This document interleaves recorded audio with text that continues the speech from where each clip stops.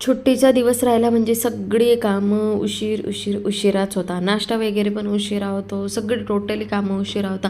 चहा नाश्ता झाल्यानंतर राणीने त्यांना पाठवलं भाजीपाला घ्यायला, प्लीज म्हणून तुम्ही दोघंजण जा. ते भाजीपाला घेऊन आले, तोपर्यंत माझे घराचे कामच चालू होते. राणीने झाडू वगैरे मारलं, तेवढ्यात म्हटलं ते आता घेऊनच आलेले सगळं भाजीपाला, तर व्यवस्थितपणे काढून रचून देते.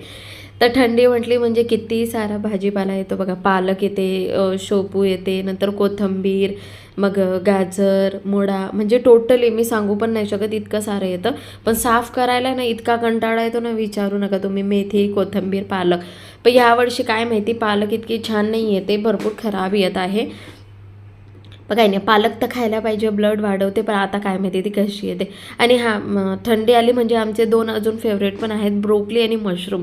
त्यांची भाजी आम्हाला सगळ्यांना खूपच आवडते आणि सगळं थंडी आली की म्हणजे तेच आम्ही जास्त करून खातो.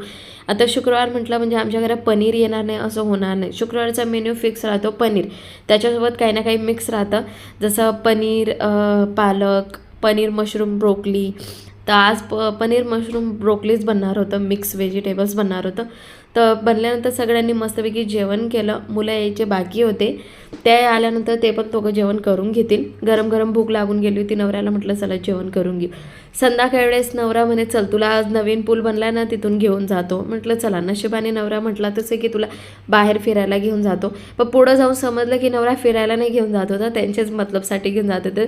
लाडू बनवायचं होतं, तर त्याच्यासाठी खरेदी करायची होती, काय ड्रायफ्रूट्स वगैरे. मेथीचे लाडू मला बनवता नाही आहेत, प्लीज. मग तर मी ड्रायफ्रूट्सचे लाडू बनवायचे होते आणि त्यांना खूपच आवडतात लाडू, म्हणून ते शॉपिंग करायला घेऊन चालले होते ड्रायफ्रूट्स वगैरे त्याची. तर काय नाही, ड्रायफ्रूटची शॉपिंग वगैरे केली आम्ही.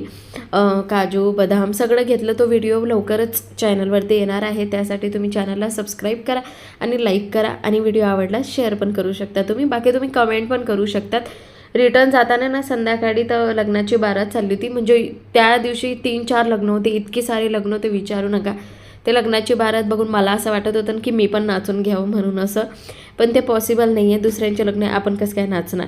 तर घरी आल्यानंतर शुक्रवार म्हटलं म्हणजे तुम्हाला माहिती, नेहमीप्रमाणे आमचं संध्याकाळचं जेवण बाहेरच राहतं. आणि सगळ्यांना पिझ्झा भरपूर आवडतो, खास करून मुलांना आणि त्यांना. तर बस पिझ्झा खाता आणि खाता हा व्हिडिओ आता इथंच संपवतो. व्हिडिओ कसा वाटला कमेंटमध्ये सांगा आणि नेहमीप्रमाणे लाईक सबस्क्राईब करा. Bye bye family.